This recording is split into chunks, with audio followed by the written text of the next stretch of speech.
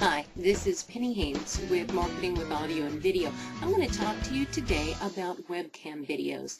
And many of you I know are so afraid of that. You don't want to be seen in public. Well, I'm not asking you to get up in front of your webcam right after you've gotten up and without a shower. I just want you to get used to talking to somebody, even if you don't post it to the world. Go ahead and create a video and send it to somebody. Send it to me, and I'll give you my feedback. Let them give you feedback. I'm going to talk about a couple of things to keep in mind when you're doing your video. Number one, your background. And notice all the green crap down there? Well, that's actually one of my green screen backdrops, and there's a white one over there as well. Well, that being in the background is kind of distracting, as well as all my garbage on my couch. So normally I try and clear everything out of the backdrop before I create my video.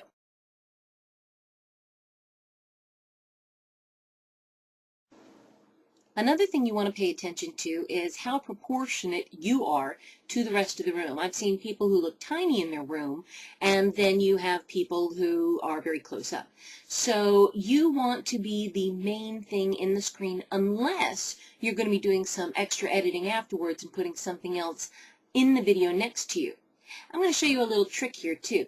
Okay, you see the green stuff over here.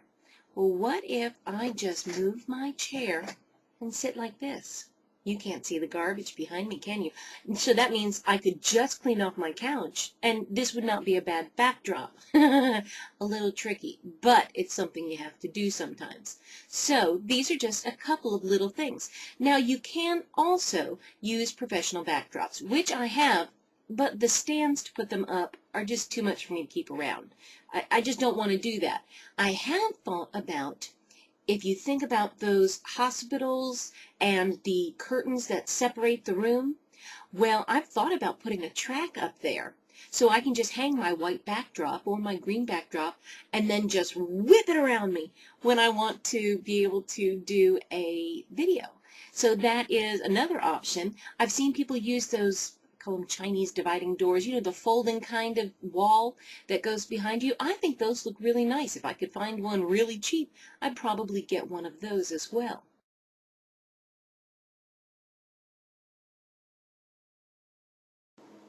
One last thing I want to mention to you, and keep this in mind, there is actually the ability for me to zoom in on my webcam. But when I do that, my picture is not as clear. It gets pixely. It just gets fuzzy. So people will say to me, what's wrong with my video camera? I say, zoom back out. You must have been zoomed in. So keep an eye on that. Another thing you want to pay attention to is if your webcam allows you to have automatic lighting. That means if the lighting changes, then your camera's going to make adjustments. And that's not good in the middle of a video. As a matter of fact, it's probably happened a couple of times during this video itself. So you want to either make sure that the light is going to stay exactly the way it should be during your video, or turn that off and make sure the lighting is good to start out with.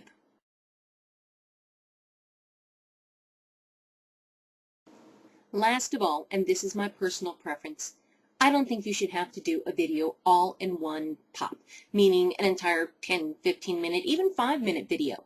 I believe that you should do just a little bit at a time so that you can be natural. Instead of having to script something long, just talk for a little while about something that you know about. And if you mess up, just stop and redo that portion again. I've done that while I've been creating this video.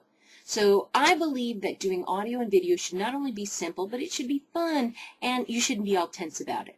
So just think about, as my mentor always said, eating the elephant one spoonful at a time. Just record one paragraph, one topic at a time. Stop, and then do another one. You can always edit them together. That's all for this Marketing with Audio and Video clip.